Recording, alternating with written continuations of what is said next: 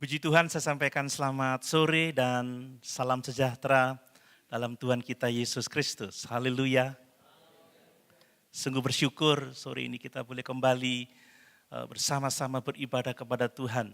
Bapak Ibu, kita ada di hari kedua di bulan Februari.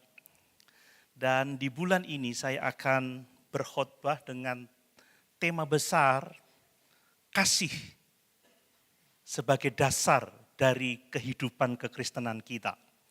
Bapak Ibu, sebagai orang-orang percaya kita harus hidup di dalam kasih. Amin. Ingat, hukum Tuhan.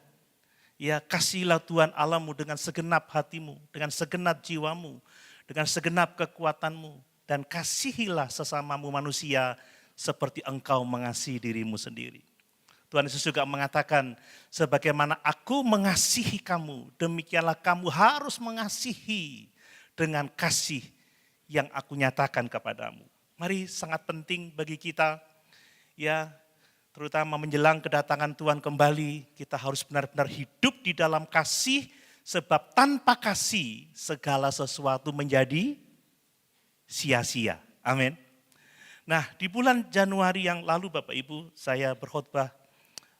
Ada 2 kali khotbah ya, di minggu pertama dan minggu kedua. Saya merencanakan bulan Januari adalah tema mengenai fondasi iman kekristenan kita. Ya, saya merancang sedemikian rupa supaya di awal tahun 2025 semua kita teguh di dalam iman. Amin Bapak Ibu. Iman harus dibangun di atas dasar yang kokoh. Dan dasar dari iman yang kuat itu adalah realitas bahwa Allah kita adalah Allah yang hidup dan Allah yang berkuasa. Dasar dari iman yang kokoh adalah Yesus Kristus sebagai satu-satunya jalan keselamatan. Bahwa Roh Kudus menjadi penolong dan penghibur bagi kita. Kita memiliki firman Allah sebagai fondasi iman kita. Amin. Dan mari, jika iman kita kokoh, iman kita teguh dibangun di atas dasar yang kuat, maka sebagai orang yang beriman, kita harus hidup di dalam kasih. Tadi pagi saya sudah membahas dari 1 Yohanes pasal 4 ayat yang ke-7 sampai yang ke-11, bagaimana kasih itu berasal dari Allah.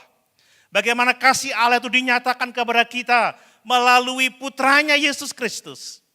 Dan bagaimana kasih Allah kepada kita itu seharusnya menggerakkan kita untuk mengasihi sesama. Amin. Dan pagi ini saya akan bersama-sama membahas tentang hidup di dalam kasih dari Efesus pasal 5 ayat 1 dan ayat yang kedua. Mari kita membaca bersama-sama ayat-ayat ini. Efesus pasal 5 ayat 1 sampai ayat yang kedua. Hanya 2 ayat saja, mari kita membaca bersama-sama. Ya.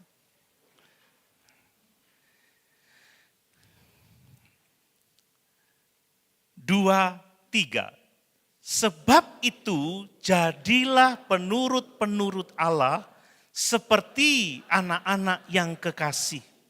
Dan hiduplah di dalam kasih sebagaimana Kristus Yesus juga telah mengasihi kamu dan telah menyerahkan dirinya untuk kita sebagai persembahan dan korban yang harum bagi Allah. Haleluya.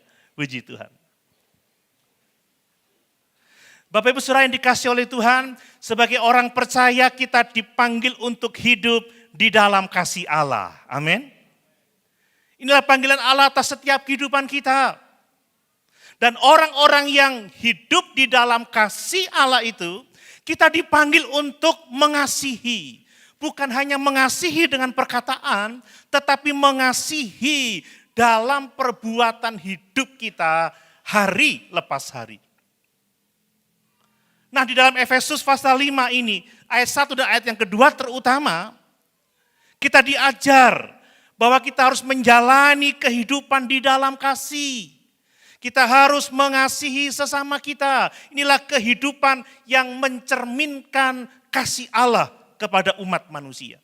Mari, saya akan menyampaikan beberapa poin penting tentang apa makna hidup di dalam kasih Allah berdasarkan 2 ayat ini. Bapak Ibu perhatikan baik-baik, ini menjadi panduan yang sangat penting bagi kita. Sebab sekali lagi tanpa kasih segala sesuatu menjadi sia-sia. Amin. Ya kata Paulus, sekalipun aku bisa berbicara dalam bahasa-bahasa yang luar biasa, bahasa malaikat, sekalipun aku menyerahkan nyawaku untuk orang lain, tetapi tanpa kasih, semuanya menjadi sia-sia. Bahkan semua pekerjaan kita yang tidak dilakukan atas dasar kasih, itu menjadi kosong, tidak berguna di hadapan Allah. Mari, kita mau memperhatikan kebenaran ini tentang apa makna hidup di dalam kasih Allah, sebagaimana dikemukakan dalam 2 ayat ini. Yang pertama perhatikan Bapak Ibu. Hidup di dalam kasih Allah itu berarti kita meneladani Allah. Amin. Orang-orang yang hidup di dalam kasih Allah adalah orang-orang yang meniru Allah. Orang-orang yang menjadi seperti Allah. Saya baca lagi ayat yang pertama. Sebab itu jadilah penurut Allah seperti anak-anak yang kekasih. Jelas, Paulus mengajar kepada kita supaya kita meniru Allah dalam kehidupan kita sehari-hari. Terutama meniru Allah di dalam hal kasih. Sekali lagi Bapak Ibu, mengasihi adalah panggilan utama bagi setiap orang yang percaya. Mengasihi Tuhan dan mengasihi sesama. Kasih itu bukan hanya sesuatu yang kita lakukan. Kasih itu bukan sekedar tindakan moral yang kita kerjakan, tetapi kasih itu harus menjadi identitas kita. Amin. Kasih itu jati diri kita. Kita mengasihi karena identitas kita adalah kasih. Jadi bukan sekedar tindakan moral, bukan sekedar sesuatu yang kita lakukan, tidak. Itu identitas kita. Sebagai anak-anak Allah, kita adalah anak-anak Allah yang adalah kasih. Kasih menjadi identitas kita. Dan kalau kita mengasihi, karena kita hidup di dalam kasih Allah yang besar bagi kita. Mari, perihal meniru Allah Bapak Ibu ya. Meniru Allah itu adalah panggilan bagi setiap kita yang percaya kepada Tuhan. Sekali lagi saya mau menjelaskan, jadilah penurut-penurut Allah. Bapak Ibu mau menjadi penurut Allah? Amin. Bapak Ibu ya, kata Yunani yang digunakan atau yang diterjemahkan dengan kata penurut itu berasal dari kata Yunani mimetai. Ya, mimetai, bukan mentai ya. Kalau mentai itu enak juga saudara ya. Ini mimetai. Mimetai itu artinya peniru. Mimetai itu artinya pengikut. Mimetai itu artinya imitator. Jadi orang-orang percaya itu dipanggil untuk menjadi penurut Allah dalam arti kita meniru Allah. Kita menjadi imitatornya Allah. Kita menjadi pengikutnya Allah. Kita harus hidup mencerminkan sifat-sifat Allah dalam kehidupan kita. Seperti anak-anak itu biasanya meniru orang tuanya. Amin. Amin Bapak Ibu. Kadang-kadang saya heran melihat anak-anak saya. Loh dia kok seperti itu ya? Niru siapa ya? Ternyata niru bapaknya saudara. Iya Pak ya. Anak-anak itu imitator dari orang tuanya. Jadi panggilan kita adalah menjadi peniru-peniru Allah, imitatornya Allah, pengikut-pengikut Allah. Jadi hidup di dalam kasih Allah artinya kita hidup meneladani Allah, meniru Allah dalam kehidupan kita sehari-hari. Kita meniru seperti anak-anak yang kekasih. Bapak Ibu, anak-anak yang kekasih itu menghormati orang tuanya. Amin. Anak-anak yang kekasih itu menurut apa kata orang tuanya. Anak-anak yang kekasih itu meneladani orang tuanya. Dan sebagai anak-anak Allah, kita dipanggil untuk mencerminkan kasih Allah dalam kehidupan kita. Sebagai anak-anak Allah, kita dipanggil untuk mencerminkan kebaikan Allah dalam kehidupan kita. Sebagai anak-anak Allah, kita dipanggil untuk menyatakan pengampunan Allah yang besar bagi umat manusia. Dan sebagai anak-anak Allah, kita dipanggil untuk mencerminkan kesabaran Allah dalam kehidupan kita. Apakah Bapak Ibu menuruti Allah? Amin. Apakah orang-orang bisa melihat kasih Allah dalam kehidupan kita? Melihat kesabarannya, melihat pengampunannya, melihat kebaikannya. Seperti pujian lama itu, kulihat di wajahmu kemuliaan Raja. Amin. Kalau kita melihat, saling melihat, kita melihat ada cerminan kasih Allah dalam kehidupan kekasih kita. Tapi kalau saya melihat pemain musik ini kok mencerminkan loyo. Nah, sudah mulai kelihatan aura kasihnya, saudara. Mari Bapak Ibu, kita dipanggil untuk meniru Allah. Kalau kita benar-benar hidup di dalam kasih Allah, jadilah penurut-penurut Allah seperti anak-anak yang kekasih. Nah kemudian Bapak Ibu, meniru Allah itu dalam hal apa? Yang pertama-tama, kita harus meniru Allah di dalam hal kasih Bapak Ibu ya. Sebagai anak-anak Allah, kita dipanggil untuk menunjukkan kasih Allah dalam kehidupan kita sehari-hari. Bukan hanya dalam perkataan, tetapi dalam setiap perbuatan kita. Berbicara tentang kasih Allah, maka kasih Allah itu adalah kasih yang aktif, kasih yang nyata. Bukan hanya di dalam perkataan, tetapi nyata dalam tindakan. Sebagai anak-anak Allah yang kekasih, mari kita menyatakan kasih Allah di dalam kehidupan kita sehari-hari. Ingat, ya di dalam Yohanes pasal 3 ayat yang ke-16, karena begitu besar kasih Allah akan dunia ini. Kasih Allah itu besar. Lalu dia mengaruniakan anaknya yang tunggal kepada kita. Kasih Allah itu nyata Bapak Ibu ya. Dia tidak hanya berkata-kata, tidak sekedar teori, tidak sekedar perasaan. Tetapi dia aktif, dia menyatakan kasihnya dengan memberikan anaknya yang tunggal Yesus Kristus. Supaya apa? Setiap orang yang percaya kepadanya tidak binasa, melainkan beroleh hidup yang kekal. Mari kita saling mengasihi, bukan hanya dengan perkataan, tetapi dengan perbuatan. Sebagaimana kasih Allah besar, kasih Allah itu nyata, kasih Allah itu menyelamatkan. Mari kita menyatakan kasih kita dengan tindakan-tindakan baik.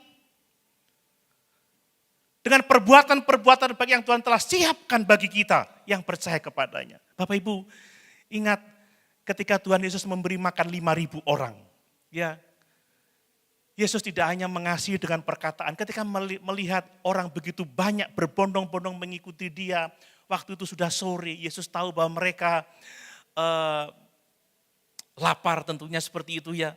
Lalu Yesus tidak hanya berkata, kamu lapar ya, cari makan sana deh.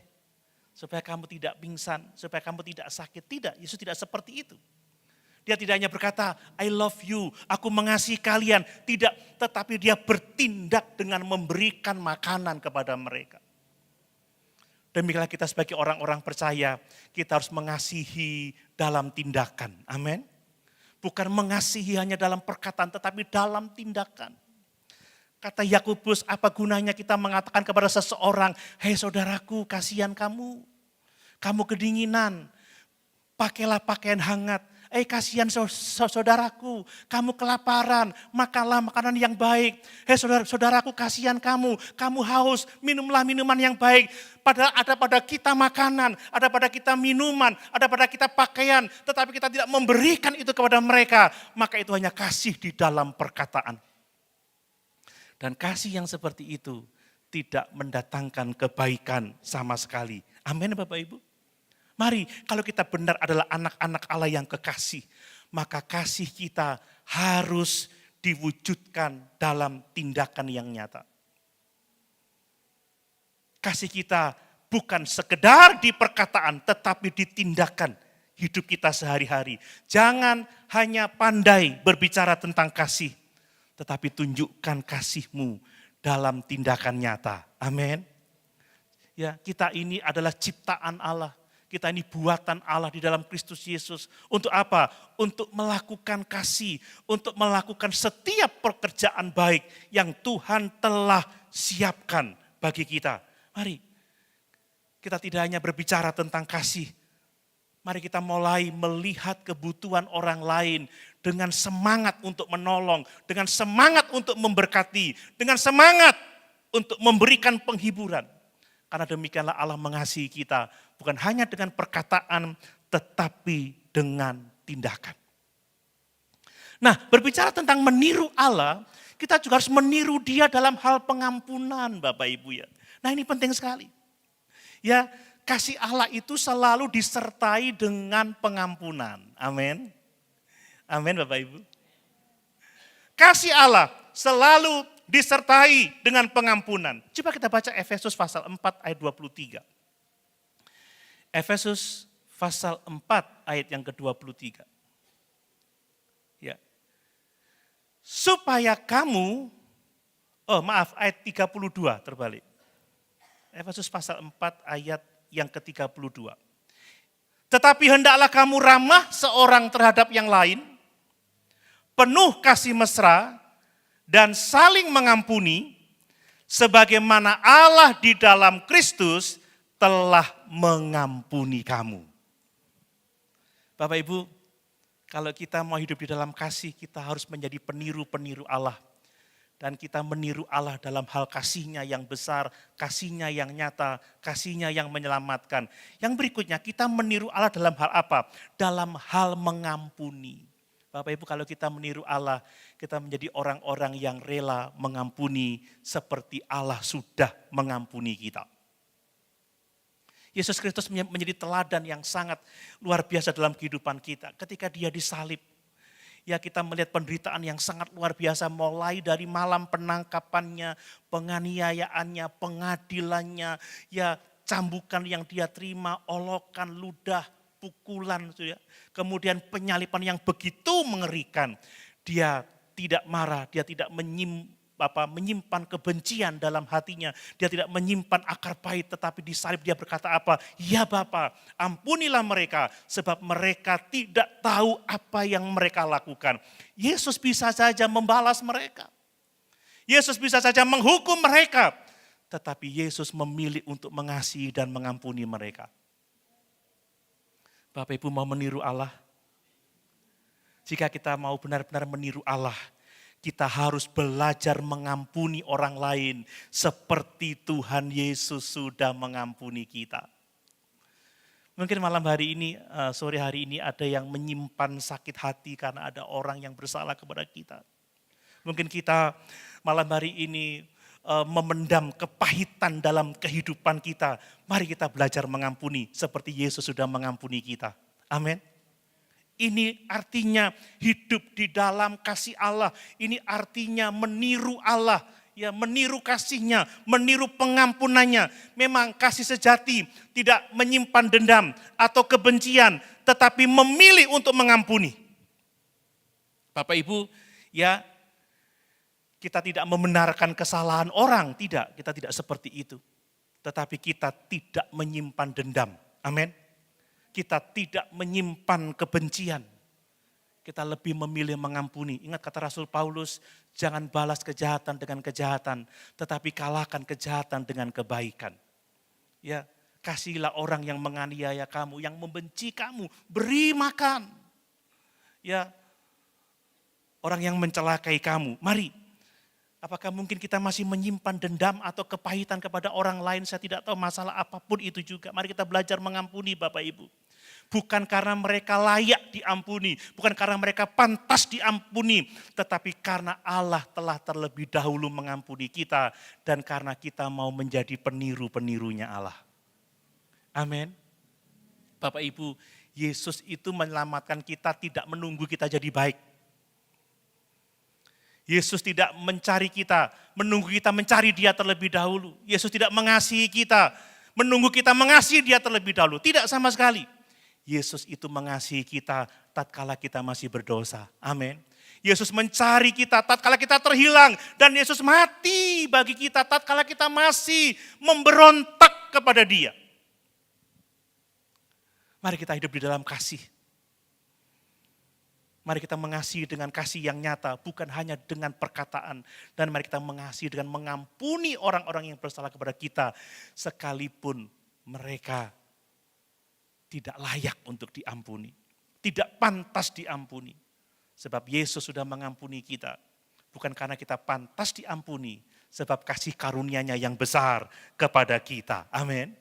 Nah kemudian meniru Allah dalam hal apa? Mari kita meniru Allah di dalam hal kerendahan hati Bapak Ibu ya. Ya, kasih yang sejati itu ditandai dengan kerendahan hati. Kasih sejati itu tidak menyombongkan diri. Kasih sejati itu tidak congkak, merasa hebat sendiri, merasa baik sendiri. Tidak, Kasih itu rendah hati. Kasih itu melayani. Ya, banyak orang ingin dihormati, banyak orang ingin dipuji, tetapi kasih yang sejati tidak mencari keuntungan diri sendiri. Kasih sejati melayani dengan kerendahan hati. Kok sepi banget ya? Bapak Ibu melayani dengan rendah hati. Ini kasih yang sejati Bapak Ibu. Coba kita lihat Markus 10 ayat yang ke-45. Markus 10 ayat 45. Ya, Markus pasal 10 ayat 45. Ini kasih yang ditandai dengan kerendahan hati. Perhatikan firman Tuhan ini, ya. Karena anak manusia juga datang bukan untuk dilayani. Perhatikan, dia raja di atas segala raja. Dia menjelma menjadi manusia, manusia yang sangat sederhana. Dia datang bukan untuk dilayani, melainkan untuk melayani dan untuk memberikan nyawanya menjadi tebusan bagi banyak orang. Bapak Ibu, tidak ada seorang pun yang rendah hati seperti Yesus rendah hati. Tetapi sebagai anak-anaknya kita harus meniru dia yang rendah hati. Amin. Yesus satu waktu dia membasuh kaki murid-muridnya. Bayangkan, guru membasuh kaki muridnya. Ini tanda dari kerendahan hati. Dia bersedia merendahkan dirinya untuk melayani murid-muridnya. Dia mengambil sebuah baskom berisi air. Dia mengikat jubahnya dan dia memanggil murid-muridnya mencuci kaki murid-muridnya. Dan di akhir apa yang dilakukannya dia berkata apa? Aku telah memberikan suatu teladan bagimu supaya kamu berbuat sama seperti yang aku lakukan. Aku adalah gurumu, aku adalah Tuhanmu. Kalau aku telah membasuh kakimu, maka kamu pun harus saling membasuh kaki. Amin Bapak Ibu. Ini tanda kerendahan hati dari seorang yang mengasihi. Mari jika Tuhan kita Yesus Kristus bisa melayani dengan rendah hati, maka kita anak-anaknya yang kekasih harus bersedia melayani dengan rendah hati. Kita tidak melayani untuk cari pujian. Amin. Kita tidak melayani untuk cari kehormatan dari manusia. Kita melayani karena Allah sudah melayani kita dengan penuh kerendahan hati.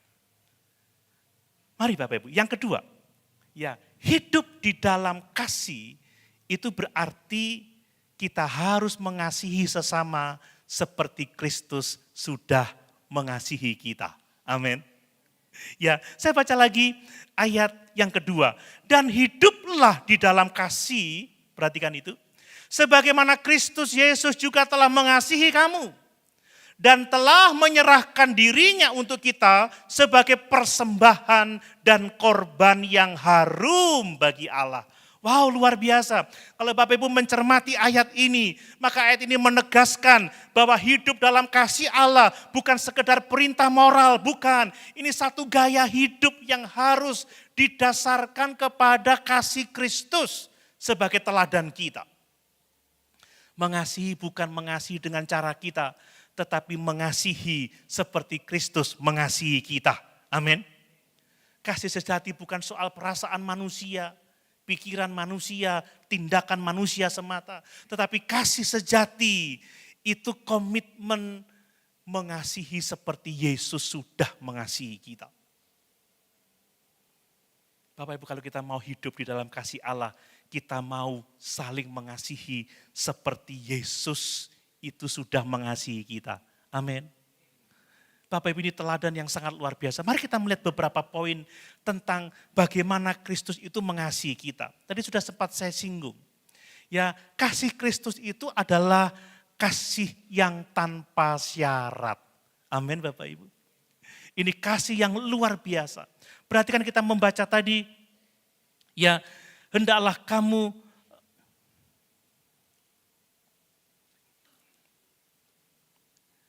dan hiduplah di dalam kasih sebagaimana Kristus Yesus juga telah mengasihi kamu. Bagaimana Yesus mengasihi kita Bapak Ibu?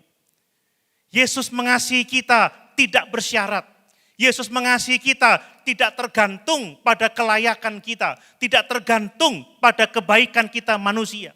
Ternyata dia mengasihi kita terlebih dahulu. Kalau dia mengasihi kita, bukan karena kita terlebih dahulu mengasihi dia, tetapi dia yang terlebih dahulu mengasihi kita. Bahkan dia mengasihi kita, memberikan nyawanya ketika kita masih berdosa. Ini berbicara kasih yang tanpa syarat.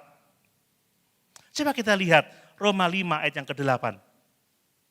Supaya kita diteguhkan dengan teks ini. Roma pasal 5 ayat yang ke-8. Ya, akan tetapi Allah menunjukkan kasih-Nya kepada kita oleh karena Kristus telah mati untuk kita ketika kita masih berdosa. Dia tidak menunggu kita jadi baik baru dia mengasihi kita. Dia tidak menunggu kita mencari dia baru dia menyelamatkan kita. Tidak sama sekali. Kasih-Nya kasih yang tidak bersyarat. Makanya Bapak Ibu mari kita kalau mau meniru Yesus, mari kita mengasihi sama seperti Yesus sudah mengasihi kita. Bapak Ibu ingat kisah tentang Sakius. Sakius seorang pemungut cukai. Dia seorang yang dikenal sangat jahat. Dia seorang pendosa. Dia seorang yang sangat serakah. Dia memeras banyak orang demi kepentingan diri sendiri. Bayangkan dalam kondisi yang seperti itu dia tidak layak dikasihi, dia tidak layak diampuni, dia tidak layak diselamatkan. Tetapi Yesus mengasihi Sakius tanpa syarat.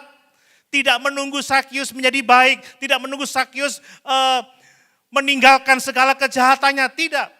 Tetapi Yesus mendekati Sakius, memanggil Sakius, dia berkata, "Hai Sakius, turunlah, aku mau menumpang di rumahmu." Yesus menumpang di rumah orang berdosa, menjadi pergunjingan banyak orang. Tetapi itulah Yesus. Yesus mengasihi tanpa syarat. Amin. Amin Bapak Ibu. Kadang-kadang kalau kita melakukan kebaikan, orang berkata seperti ini, orang kayak gitu kok dibaikin. Gak pantas tahu. Orang kayak gitu kok dideketin. Bapak Ibu, Tuhan mendekati Sakius seorang pendosa. Amin. Dan kehadiran Yesus di rumah Sakius mengubah hidupnya. Amin. Inilah kasih sayang Tuhan Bapak Ibu. Kasih yang tanpa syarat. Sakius berkata apa? Tuhan, separuh dari hartaku akan kuberikan kepada orang-orang yang membutuhkan. Dan kalau ada yang kuperas dari orang-orang tertentu, dari orang-orang, kalau ada orang-orang yang kuperas, aku akan mengembalikan berapa kali lipat Bapak Ibu? 4 kali lipat. Ini kasih yang tanpa syarat. Mari, kasih sejati itu tidak memilih siapa-siapa yang akan kita kasihi, siapa-siapa yang akan kita sapa, siapa-siapa yang ingin kita salami, siapa-siapa yang ingin kita berkati, siapapun harus kita kasihi. Amin Bapak Ibu. Senyum tidak untuk orang-orang tertentu, senyum itu untuk semua orang. Amin. Kadang-kadang saya lihat ada orang cemberut terus, kalau ketemu saya senyum saudara.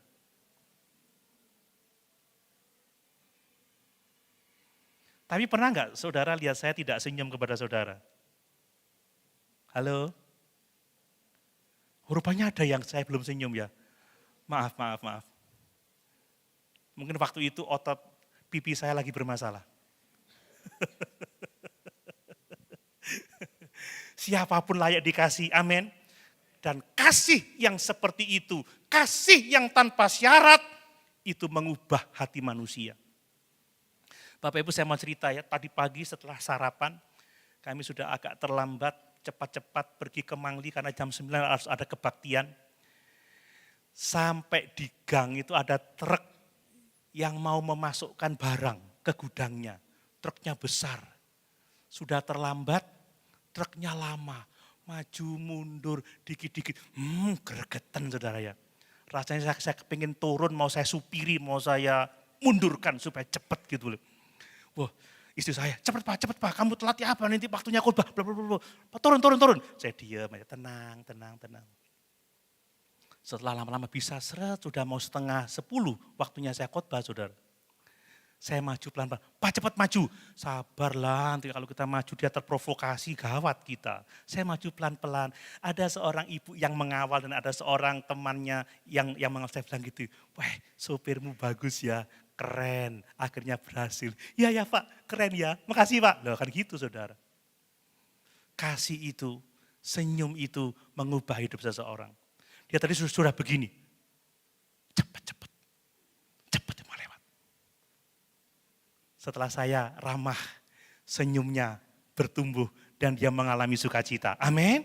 Ini kasih nggak pilih-pilih. Kasih tanpa syarat. Ini yang harus kita praktekkan dalam hidup ini. Mari Bapak Ibu. Nah kemudian kasih Kristus itu adalah kasih yang rela berkorban.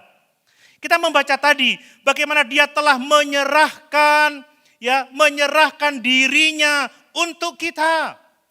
Ya, kata menyerahkan dirinya itu mengacu kepada pengorbanan Yesus di atas kayu salib. Amin. Itulah puncak dari kasihnya bagi manusia. Itulah karya terbesar bagi kita. Yesus rela berkorban, menyerahkan dirinya, mati memikul dosa-dosa kita supaya kita dapat diselamatkannya. Bapak Ibu, kasih sejati itu tidak hanya memberikan sesuatu yang mudah, enggak. Kasih sejati itu rela mengorbankan sesuatu yang sangat-sangat berharga. Amin. Amin Bapak Ibu. Ya, kalau memberikan sesuatu yang gampang itu semua orang bisa. Tapi memberikan nyawa itu bukan sesuatu yang mudah, itu sesuatu yang sangat berharga. Ya. Orang bisa kelihatan dermawan saudara ya. Tapi dia memberi dari kelebihannya. Tapi ada orang-orang yang tidak punya, tetapi dia bisa memberi dengan pengorbanan karena dia tidak memberi dari kelebihannya, tetapi justru memberi dari kekurangannya. Kasih itu bukan hanya memberikan sesuatu yang mudah kita berikan, tetapi kasih itu memberikan sesuatu yang sangat berharga, yang seringkali sulit untuk kita berikan. Teladan utama bagi kita adalah Tuhan dan Juru Selamat kita Yesus Kristus. Amin. Dia taat sampai mati di atas kayu salib. Kalau kita membaca dalam Filipi pasal 2 ayat 6-8. Coba kita lihat itu. Filipi pasal 2 ayat 6-8. Ini kasih yang sangat besar. Yang walaupun dalam rupa Allah tidak menganggap kesetaraannya dengan Allah itu sebagai milik yang harus dipertahankan, melainkan telah mengosongkan dirinya sendiri dan mengambil rupa seorang hamba dan menjadi sama dengan manusia. Dan dalam keadaan sebagai manusia, ia telah merendahkan dirinya dan taat sampai mati, bahkan sampai mati di kayu salib. Amin. Ini kasih yang rela berkorban, tidak hanya memberikan sesuatu yang mudah untuk diberikan, tetapi sesuatu yang sangat berharga. Dia telah melepaskan kehormatannya, kemuliaannya sebagai Allah, sebagai pribadi kedua dari Allah Tritunggal. Dia menjadi manusia, bukan sebagai raja besar, tetapi sebagai hamba. Dilahirkan oleh seorang perawan dalam keluarga yang sangat sederhana. Dan sebagai manusia, dia taat sampai mati di atas kayu salib. Bapak Ibu, kasih yang sejati itu menuntut pengorbanan. Amin. Apakah kita mau berkorban untuk orang-orang lain yang membutuhkan? Jika kita ingin mengasihi seperti Kristus, Bapak Ibu, kita harus rela memberi. Kita harus rela melayani. Kita harus rela menderita untuk orang lain. Inilah makna ya meniru Allah. Inilah makna mengasihi ya seperti Kristus sudah mengasihi kita. Nah kemudian kasih Kristus itu adalah kasih yang melayani. Ya, Bapak Ibu, Yesus tidak hanya berbicara tentang kasih, tetapi hidup di dalam kasih dengan melayani orang lain. Ya, coba kita lihat ya di dalam Markus pasal 10 ayat yang ke-45. Ya, Injil Markus pasal 10 ayat yang ke-45. Ini ayat yang sangat luar biasa ya. Karena anak manusia juga datang bukan untuk dilayani, melainkan untuk melayani dan untuk memberikan nyawanya menjadi tebusan bagi banyak orang. Bapak Ibu, kasih yang sejati tidak mengharapkan orang lain melayani kita. Kasih yang sejati adalah kasih yang bersedia melayani orang lain dengan kerendahan hati. Kasih yang melayani adalah kasih yang menunjukkan kemuliaan Allah. Sebab Yesus datang bukan untuk dilayani, tetapi dia datang untuk melayani dan memberikan nyawanya menjadi tebusan bagi banyak orang. Dan yang sungguh luar biasa, kasih seperti kasih Kristus adalah kasih yang berkenan di hadapan Allah. Amin. Kasih yang tanpa syarat, kasih yang rela berkorban, kasih yang melayani, itu adalah kasih yang berkenan di hadapan Allah, Bapak Ibu ya. Coba kita baca lagi di teks kita tadi, ya, di Efesus pasal 5 ayat yang kedua, ya. Dan hiduplah di dalam kasih, sebagaimana Kristus Yesus juga telah mengasihi kamu dan telah menyerahkan dirinya untuk kita sebagai persembahan dan korban yang harum bagi Allah. Jadi kasih yang tanpa syarat, kasih yang rela berkorban, kasih yang melayani, itu menjadi korban dan persembahan yang harum bagi Allah. Kalau mau kasih kita dikenan oleh Tuhan, mari kita mengasihi tanpa syarat. Amin. Tidak memilih-milih, tidak memihak, tidak membeda-bedakan orang. Tidak menunggu orang menjadi baik sehingga kita mengasihi mereka. Tidak. Dan kasih yang seperti itu mengubah kehidupan orang itu. Mari kita mengasihi dengan kerelaan untuk berkorban. Tidak memberikan sesuatu yang gampang diberikan, tetapi bahkan yang sangat berharga kita berikan untuk orang yang kita kasih. Dan mari kita mengasihi dengan melayani. Kita tidak datang untuk dilayani, tetapi kita mau melayani. Dan kalau kita saling melayani, itulah yang dikehendaki oleh Tuhan dan Juru Selamat kita Yesus Kristus. Amin. Dan kasih yang seperti itu adalah kasih yang berkenan kepada Allah. Yang terakhir Bapak Ibu ya, hidup di dalam kasih itu berarti menjadikan kasih atau mengasihi itu sebagai ibadah kita kepada Allah. Bapak Ibu, kalau kita mengasihi untuk Tuhan. Amin. Kita mengasihi sebagai ibadah kita kepada Allah. Kita mengasihi untuk memuliakan Allah. Kita mengasihi sebagai kesaksian bahwa kasih Allah itu telah dicurahkan kepada kita. Ya, saya membaca lagi ayat 2 bagian B tadi. Telah menyerahkan dirinya untuk kita sebagai persembahan dan korban yang harum bagi Allah. Jadi mengasihi, kasih, tindakan melayani, tindakan berkorban, tindakan menerima orang lain, itu kita jadikan sebagai ibadah kita kepada Allah. Jadi ada hubungan yang sangat erat antara mengasihi dengan ibadah. Bapak Ibu, kasih yang sejati bukan sekedar tindakan manusiawi, ya, tindakan sosial, tindakan bermoral. Tidak, ini harus menjadi bentuk ibadah kita yang sejati kepada Allah. Ya, Rasul Paulus menyatakan bahwa pengorbanan Yesus, kasih Yesus adalah persembahan dan korban yang harum bagi Allah. Ini menunjukkan bahwa kasih yang diberikan dan pengorbanan Yesus itu sebagai persembahan, sebagai korban, sebagai ibadah yang berkenan kepada Allah. Mari Bapak Ibu kita melihat, kita belajar dari kasih Kristus. Kasih Kristus adalah persembahan, korban yang sejati bagi Allah. Dia telah menyerahkan dirinya untuk kita. Dia tidak menyerahkan dirinya untuk kita hanya karena kasihnya kepada kita, tetapi juga kasih dan ketaatannya kepada Allah. Amin. Jadi kalau kita berbuat baik karena kita taat kepada Allah. Kasih Kristus tidak berpusat kepada manusia, tetapi kasihnya juga berpusat kepada Allah. Makanya kalau kita mengasihi, mari kita mengasihi karena kita beribadah kepada Allah. Karena kita mau memuliakan Allah. Karena kita mau meninggikan Allah. Ya, kita bisa melihat contoh Tuhan Yesus di Taman Getsemani. Ya, ketika dia mengalami pergumulan yang sangat hebat, ketika harus meminum cawan murka Allah itu. Dia berdoa dengan sangat serius, dia berkata, ya Bapa, sekiranya mungkin, biarkan cawan ini lalu daripadaku, tetapi bukan kehendakku, melainkan kehendakmu yang jadi. Yesus menyerahkan dirinya, bukan karena dia mengasihi manusia semata, tidak. Yesus menyerahkan nyawanya karena dia mengasihi Bapanya. Amin.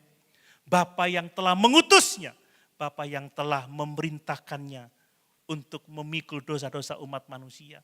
Dia mati bagi kita karena dia mengasihi kita, tetapi dia juga mati bagi kita karena dia taat kepada Bapa yang telah mengutusnya. Mari Bapak Ibu, kasih sejati bukan hanya mengasihi sesama, tetapi kasih yang sejati itu bentuk ketaatan kita kepada Allah. Itu bentuk kasih kita kepada Allah. Itu bentuk penghormatan kita kepada Allah. Jika kita ingin mengasihi dengan benar, Bapak Ibu, kita harus mengasihi sebagai persembahan yang harum bagi Tuhan Allah kita. Amin. Yang berikutnya Bapak Ibu, kasih yang sejati itu adalah korban yang harum bagi Allah. Saya senang membaca bagian yang terakhir itu. Sebagai persembahan dan korban yang harum bagi Allah. Ini berbicara mengenai sistem dari korban perjanjian lama. Di mana umat Israel itu harus mempersembahkan korban bagi Allah. Ya korban syukur, korban penghapusan dosa, ya korban grafirat besar. Dan Yesus telah menjadi korban yang sempurna, yang menggantikan semua korban dari perjanjian lama.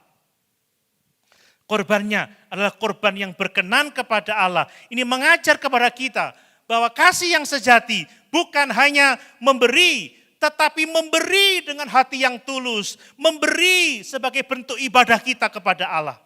Saudara, kalau kita memberi dengan hati yang tulus, kita tidak memberi dengan sembarangan. Kalau kita memberi sebagai persembahan kepada Allah, kita tidak memberi dengan sembarangan. Ada kasih yang egois, ya. Orang melakukan sesuatu kebaikan karena paksaan, bukan sebagai korban yang harum bagi Allah. Bapak Ibu ketika mempersembahkan sesuatu, apakah Bapak Ibu mempersembahkan sebagai korban kepada Allah? Haleluya. Saudara, kalau ngasih tukang ngamen 100 rupiahnya, itu hanya kasih kepada manusia. Dan itu kasih yang egois, pokoknya tak kayak duit, cepet pulang. Ya kan seperti itu.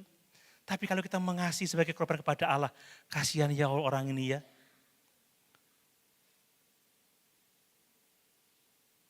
Aku akan memberi sebagai korban kepada Allah. Kita memberi untuk menolong, untuk memberkati. Sebagaimana Allah sudah menolong dan memberkati kita. Amin. Amin. Saudara ketika memberi persembahan untuk pekerjaan Tuhan, cari uang nominal yang terkecil atau yang terbesar?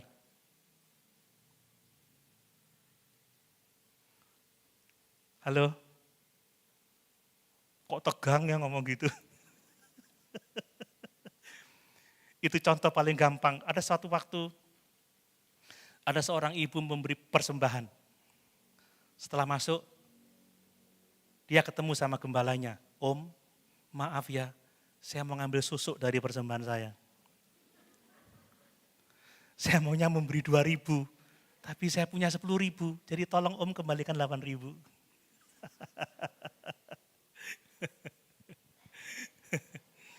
Saudara, kalau kasih itu bukan sebagai korban bagi Allah, kita akan memberi dengan sembarangan.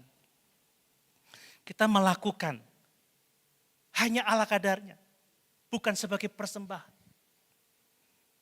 Tapi kalau kita melakukan untuk Tuhan, sebagai korban yang harum bagi Allah, kita akan memberikan yang terbaik bagi Tuhan. Ya jadikan kasih itu sebagai ibadah kita kepada Tuhan. Bukan sekedar tindakan moral yang tanpa makna, yang kosong. Lakukan segala sesuatu bukan seperti untuk manusia. Tetapi lakukan segala sesuatu seperti untuk Tuhan. Amin. Yang berikutnya, kasih yang sejati itu mengutamakan kehendak Allah, Bapak Ibu. Kalau kasih itu kita lakukan sebagai ibadah kepada Allah, maka kasih itu harus sesuai dengan kehendak Allah. Banyak orang mengasihi sesuai dengan caranya, sesuai dengan keinginannya, bukan berdasarkan standar yang Allah tetapkan untuk kita. Ada banyak yang seperti itu kan?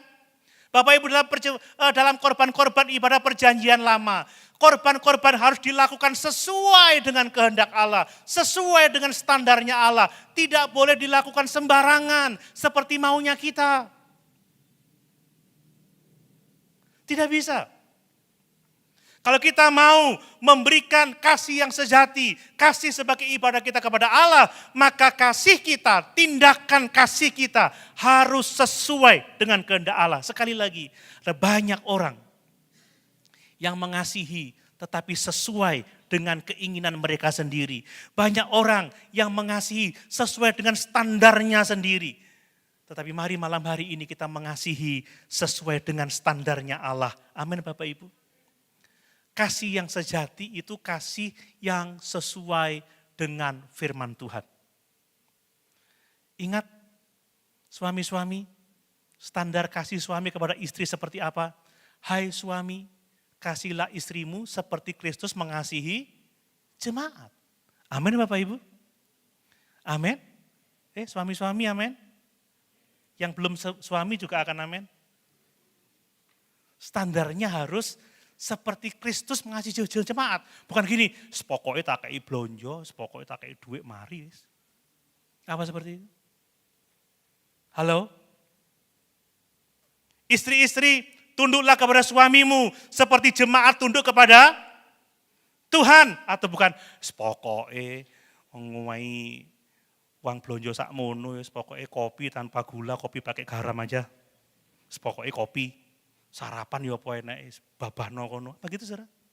Enggak. Kasih itu harus sesuai dengan standarnya Tuhan. Contoh, Bapak Ibu, ketika Ishak dipanggil oleh Tuhan untuk Abraham diperintahkan Tuhan untuk mengorbankan anaknya Ishak. Dia tidak berbantah-bantah. Dia melakukan sesuai dengan standarnya Tuhan.